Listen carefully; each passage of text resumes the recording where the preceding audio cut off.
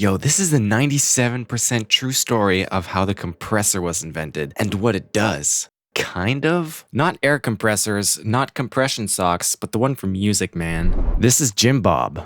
He may look stupid, but he's actually smart. You have him to thank for the invention of the edible sombrero, 13-ply toilet paper, and essence of toenail extract as seen on the Great British Bake Off episode 57. Unimpressed? Well, he also invented the dynamic range compressor. Boom. Now meet his best friend Dirk. Now he actually is stupid, but worse than that, most people, including Jim Bob, would consider him intolerable.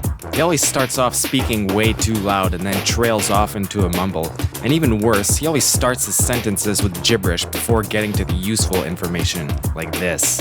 I'm allergic to toenail extract. Not good. To get to the point, Jim Bob would finally decide to do something about Dirk's detestable way of speaking after being trapped on a roller coaster with him for 11 hours, on one of Dirk's most talkative days on record. Jim Bob realized that all he needed to do was be able to control Dirk's volume in real time, turning down the loud bits and maybe sometimes turning up the quiet bits. His first idea was to attach a volume knob directly onto Dirk's vocal cords and adjust the volume manually in real time. A simple plan, but also a terrible one, because that would require Jim Bob to actually pay attention to Dirk at all times. Also, not good. Fun fact, not all failed prototypes would end up in the trash. One of them would lead directly to the invention of the essence of toenail extract mentioned earlier. And where would we be without that? Thanks, Jim Bob. Now that you know the intent behind the invention, we can skip ahead to the final iteration. Dirk, your talking is way too dynamic and frankly annoying, so I've invented the dynamic range compressor to at least even out the volume.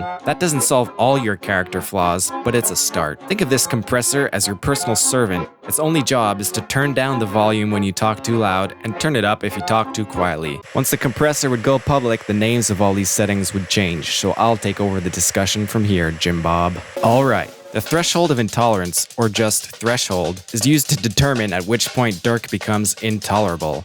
Whenever the signal, Dirk's voice, goes above the threshold, the compressor will engage and will apply gain reduction, turning down the volume. The signal is below the threshold, no compression will occur. Great. But how much will the volume turn down? Well, sometimes Jim Bob is empathetic and realizes that compressing Dirk's voice to smithereens may have a negative effect on his friend's self-esteem. Unfortunately though, Jim Bob is more often intolerant and not really that empathetic. That's why he implemented the ratio of intolerance to empathy, or just ratio, to determine how much gain reduction, aka volume reduction, to apply when the signal exceeds the threshold of intolerance. A ratio of 4:1 means that if Dirk goes above the threshold by 4 dB, the compressor will allow one of those to pass through. Ratios can vary from 1:1, no compression, to infinity to 1, meaning that no signal will be allowed above the threshold, Jim Bob's personal favorite setting. You're probably wondering how fast all of this happens, though. Well, in addition to the occasional moment of empathy, Jim Bob is sometimes hopeful that his friend will have something of value to say when he starts to speak, instead of just at the ends of sentences. So he developed the "don't attack him every time he speaks" function, commonly shortened to just attack time. When hopeless, Jim Bob will set a fast attack time so that the compression kicks in immediately. When hopeful, a slow attack is preferable, allowing some uncompressed signal to pass through before gain reduction occurs. Though Jim Bob always sets a fast attack time for Dirk, and let's face it, who wouldn't?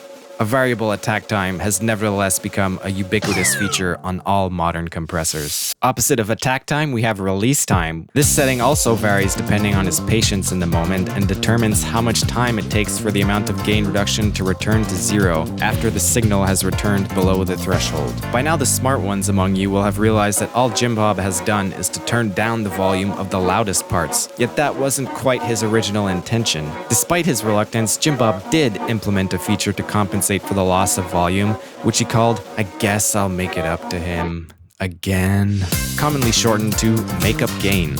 Since it's just a simple volume output knob, he realized that it was a double-edged sword.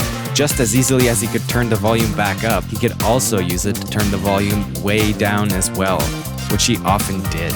So to recap the compressor: threshold, how loud does Dirk have to get before you wish he would just shut up? Ratio, how much quieter do you want Dirk's stupid talking to get? Attack time, How quickly do you want Dirk to shut up? Release time. How quickly do you want Dirk to not shut up? Makeup gain, the final volume knob. Unfortunately, due to budget cuts and a strict adherence to a PG-13 rating, we can't show you how a compressor is used in a musical context. Most importantly, now you know how to deal with that intolerable friend of yours next time you get stuck on a roller coaster together for 11 hours. And you have Jim Bob to thank for that, as well as for essence of toenail extract.